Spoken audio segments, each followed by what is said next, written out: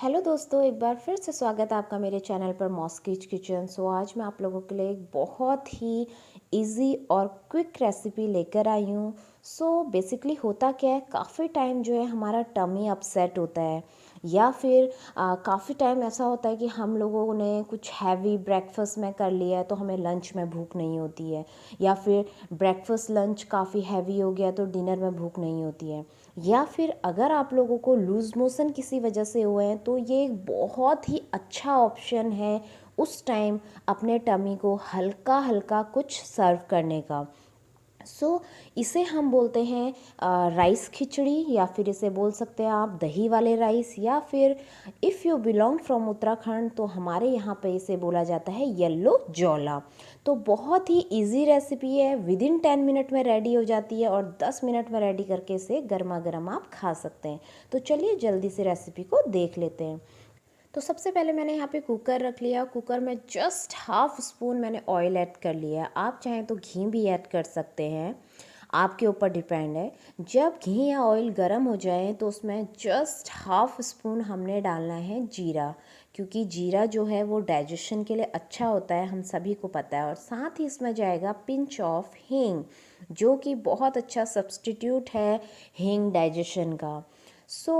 अब इसमें मैंने ऐड कर लिया है हाफ अनियन। तो जस्ट कुछ सेकंड आपने अनियन को सौते करना है, हमें ज़्यादा नहीं इसे भूनना है अनियन को, कुछ सेकंड के लिए। उसके बाद मैं इसमें डालूँगी मसाले। तो सिंपल से 3 तरीके के मसालों से ये आपकी रेसिपी रेडी हो जाती है। तो salt as per taste, turmeric छोटा half spoon just for colour, yellow colour, और साथ ही मैंने हाफ स्पून इसमें कोरिएंडर पाउडर डाल दिया है। तो एक बार मसालों को रॉ स्मेल जाने तक थोड़ा सा चला लेंगे हम इस तरीके से, और उसके बाद हम इसमें डालेंगे हमारे राइस। तो राइस को मैंने भिगो कर रखा था 10 से 15 मिनट के लिए। तो आप कोई भी राइस आप ले सकते हैं, मैंने यहाँ पे बासमती राइस लिया है, तो आपके ऊपर है। तो कोई भी राइस आपने लेने हैं और उसे 3 से 4 मिनट के लिए इस तरीके से भून लेना है इस मसालों के साथ।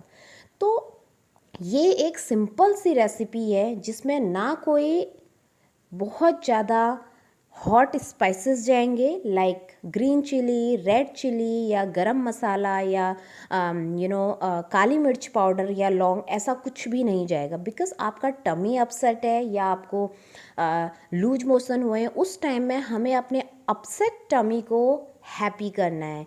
और अपसेट टमी को हैप्पी हम तभी कर सकते हैं जब हम उसे विदाउट स्पाइसी दही वाले राइस खिलाएंगे, जो बहुत ही हल्के होते हैं और खाना भी बहुत ही इजीली हम इसे खा सकते हैं, बिकॉज़ बहुत ही कम मसाले हैं।